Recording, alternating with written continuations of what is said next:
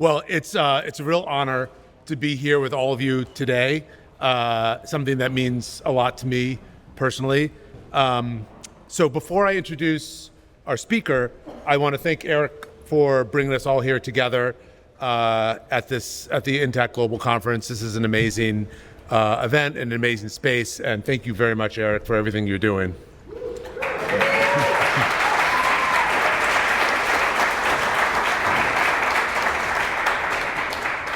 I think this conference really matters because it's bringing together, Shay was talking about the tent that it brings everybody together under, bringing law and advocacy and strategy and science at a moment where I feel this movement has real momentum. And, my own journey here into this community began with a personal decision that I later came to regret and deeply regret. And that experience, led me to a place of shame and despair that I know many of you have navigated yourself. But that darkness also led me to the intactivist world. And, I expected to find anger, but instead I found some of the most intelligent, thoughtful, sensitive, and introspective people that I've met.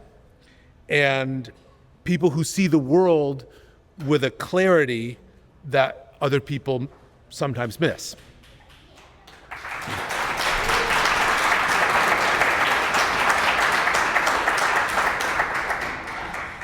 And so in our search for a path forward, we encountered many different approaches, advocacy, legal action, direct activism. But when we found Foregen, we found one ingredient that changed everything, which is hope.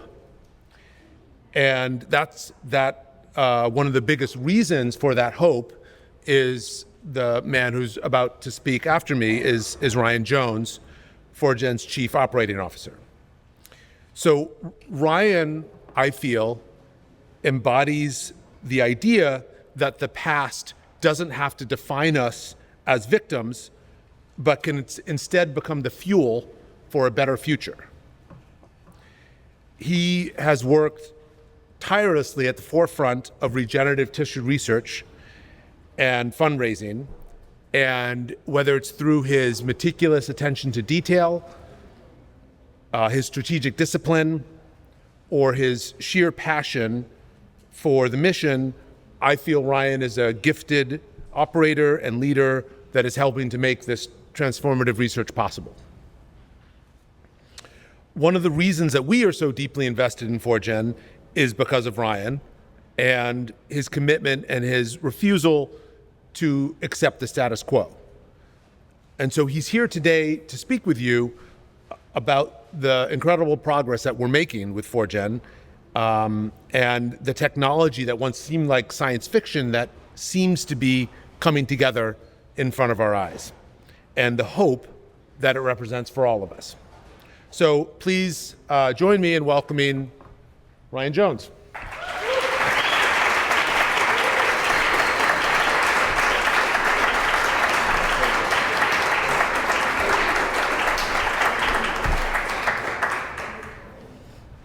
Okay, thank you, Adam. I just want to say that I share Adam's sentiment that it really is an honor to be around so many courageous and sensitive, caring people. This issue remains a taboo in American society, and it does take a level of courage to speak publicly about it and to take action. So it's been very reassuring personally to be around others who have chosen to do so. I am here to talk to you about Foregen. Let's go ahead and begin here. So I wanted to start and clarify, what is Foregen? Who are we and why do we exist? And so I want to talk a little bit about our philosophy and our mission. We at Foregen are driven by a moral imperative.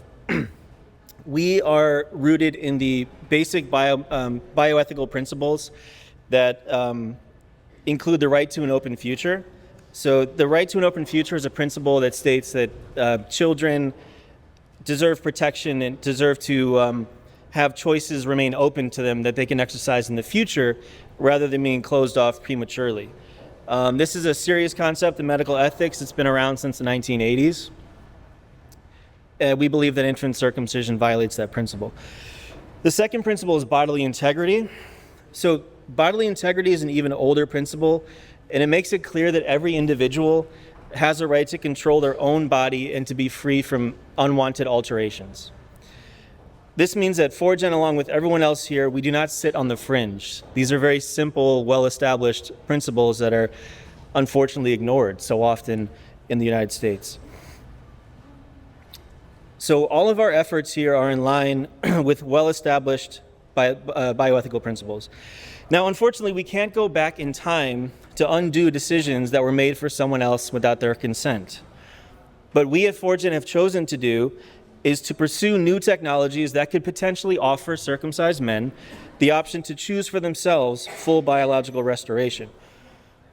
We are aware of the pain that this issue has caused so many people, and we take our mission very seriously. We do want circumcised men to be able to reclaim both their bodies and their sense of agency. So how does Foregen fit into the broader movement?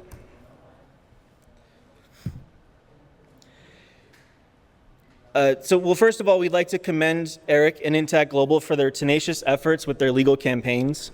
The activism movement more broadly has made great strides in raising public awareness on this issue, taking action in the courts, and pushing for change at the state legislature level. This is very important work, and it helps to prevent future harm. Now, at Foregen, we believe that we can complement these efforts by striving to reverse the harms for those already affected. Circumcision not only physically and psychologically harms circumcised men, but it can cause secondary devastation within families and in relationships as well. From our end, we are leveraging innovative technologies to pursue methods to reverse these very real harms. So stopping future harms and reversing past harms both serve the same ends, which is to reduce unnecessary suffering now and into the future. So most of you already know that the foreskin is more than just skin. It's a layered tissue and has an inner mucosal side and an outer skin side, each with different functions. That layered structure is exactly what makes this work challenging and exactly what makes it exciting. When we decellularize and recellularize the tissue, which is something we'll get into a little bit later, those two layers don't always behave in the same way. Solving that is difficult, but if we crack it, the lessons can apply beyond just the foreskin. There are other parts of the body, like the eyelids and the lips, that have the same basic architecture, mucosa on one side, skin on the other. So a breakthrough here with Foregen could also open doors elsewhere in regenerative medicine. This project could benefit not just circumcised men, but other populations as well. And when it comes to innervation, and this is something we are often asked about, understandably, the foreskin is one of the most nerve-rich parts of the human body. In fact, many of you have probably seen recent research from Spain found that a specific area on the underside of the penis, the frenular delta, is packed with more specialized touch and pleasure receptors than anywhere else down there. They also identified a layer of muscle inside the foreskin that's actively wired into the nervous system and plays a role in sexual response. So the foreskin isn't just passive tissue. It's a functional organ in its own right.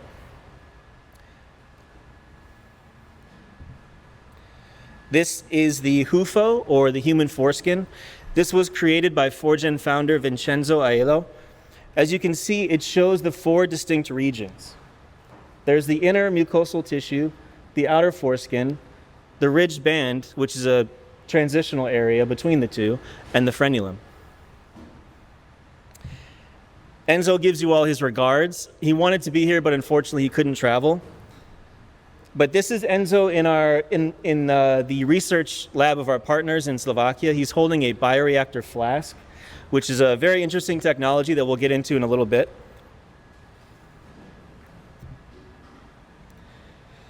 So before we get into the current state of Foregen's research, let's review our past accomplishments and the path we've taken to get here. In 2018, we partnered with scientists in Italy to create the world's first decellularized matrix of a human foreskin. More on what that means in a little bit. Then in 2019, we began pilot studies that involved animal research. First, we attached parts of the ECMs, or extracellular matrices, to rats to test if the samples would be rejected by the host's immune system. These tests were successful. The tissue was not rejected. Next, we attached full-size foreskin ECMs to sheep to ensure that they would get adequate blood flow and that full cell migration would take place. These tests were also successful, and the results will be published soon in a peer-reviewed journal. There's a lot more information about these studies on our website, and we encourage you to visit foregen.org for more details. Then last year in 2025, we began a focused preclinical research project with our new partners in Slovakia. The purpose of this project is to meticulously finalize all the protocols that we intend to use in human trials and to generate all the data required to obtain regulatory approval to conduct those trials.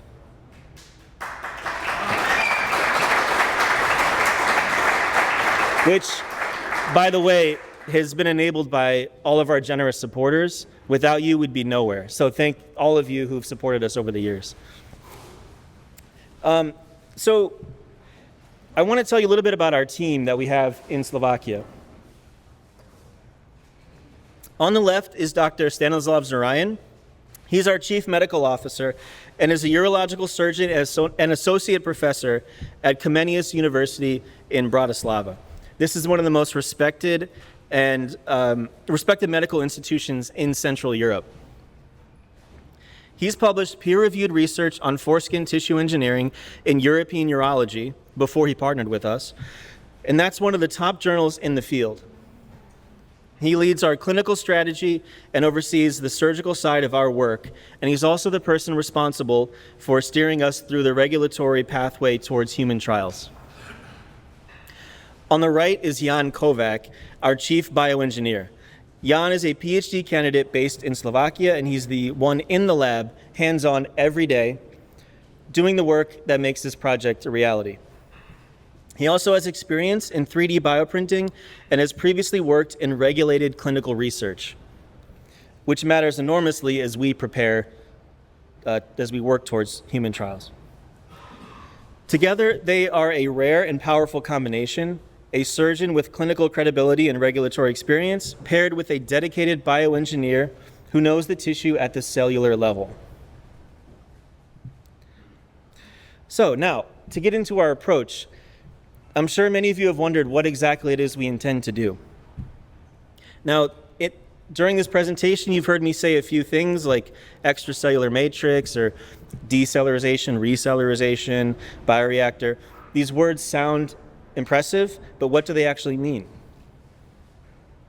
To begin with, large foreskin samples containing all 4 regions that we talked about before are harvested from cadavers. These are individuals who volunteered willingly to be organ donors prior to their passing away. One thing I should make clear is that Foregen does not use foreskin tissue from living donors of any age.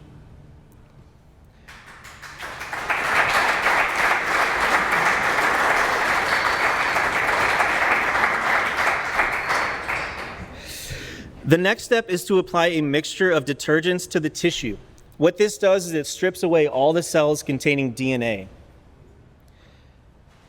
What is left behind is the structure that's made primarily of collagen, and this can be done with a static or a dynamic method. Static meaning the fluid remains still, dynamic meaning the fluid is pumped around.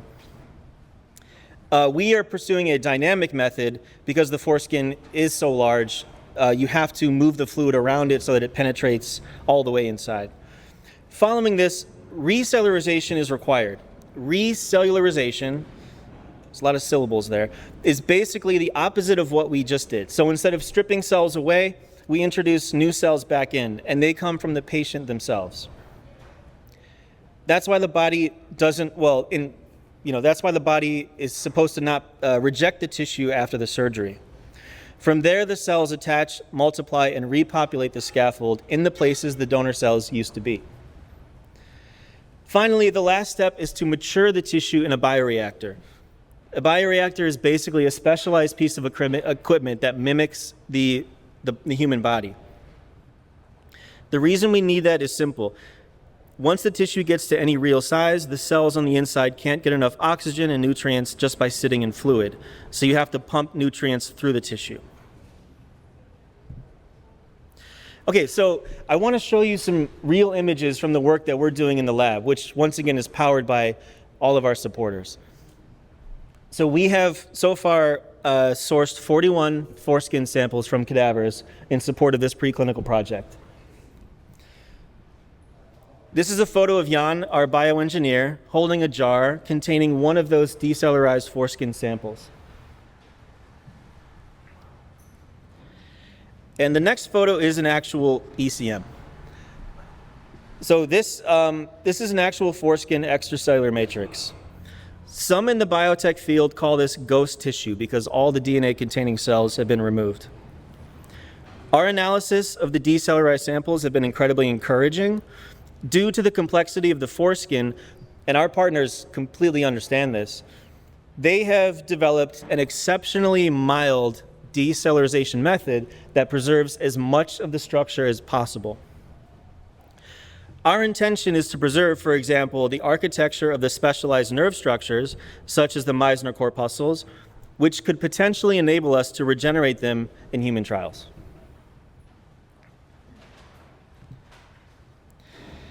After decellularization, what comes next is the most difficult stage in the pipeline, recellularization. Currently, we are in this phase. So what we're doing is we've developed 4 different protocols, 4 different methods of recellularizing the tissue.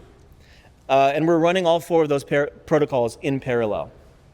The reason being, if one fails, you don't want to have to go back and start all over again, so we're just going to do 4 at the same time and pick the best one.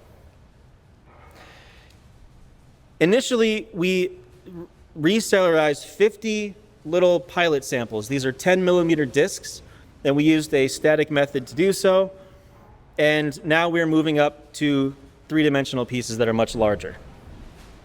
That brings us to the bioreactor itself. So this is a bioreactor, and to construct, for tissue of any meaningful size, a bioreactor is required.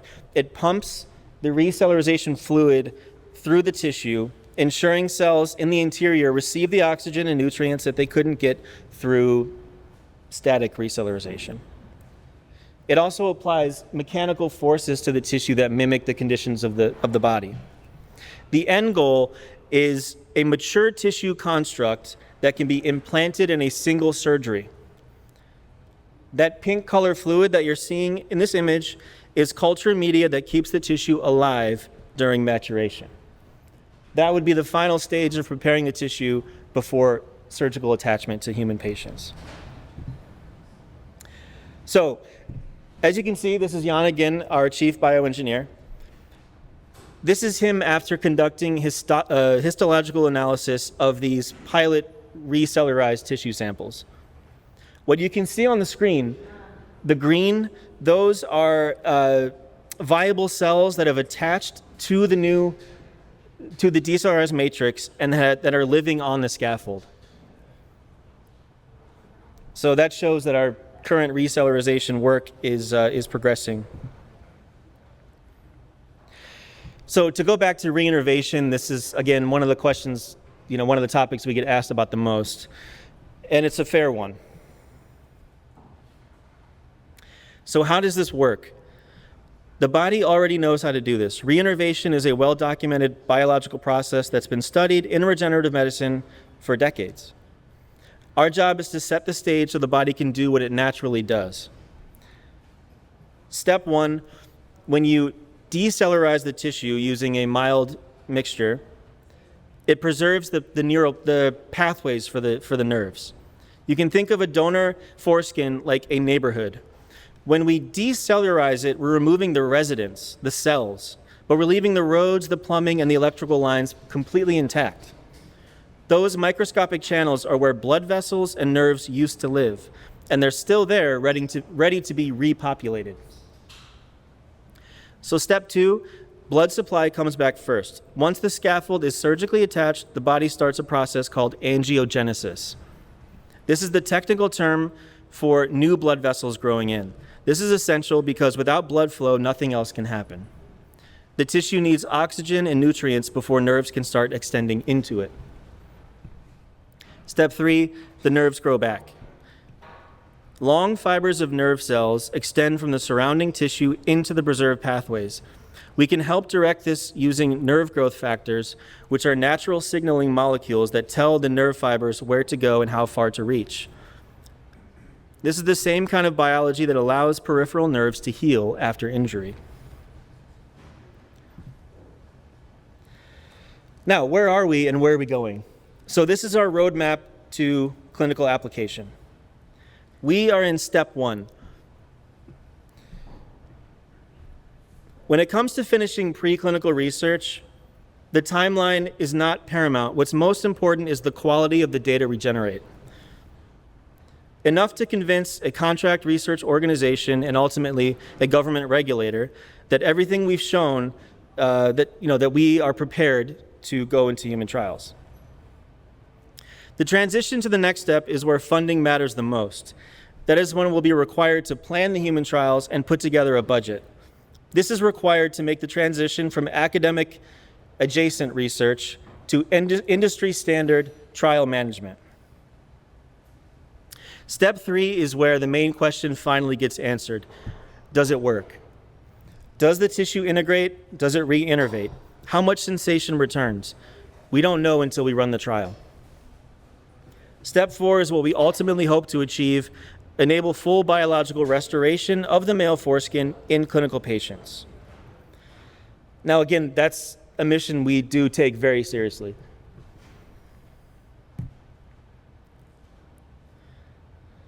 So how can we make this happen? We believe in a united front. The intactivism community works to prevent future harm. This includes advocacy, the law, raising public awareness. What Foregen adds is the part that addresses people already affected. Neither side needs to work alone. We can build a united front. Thank you.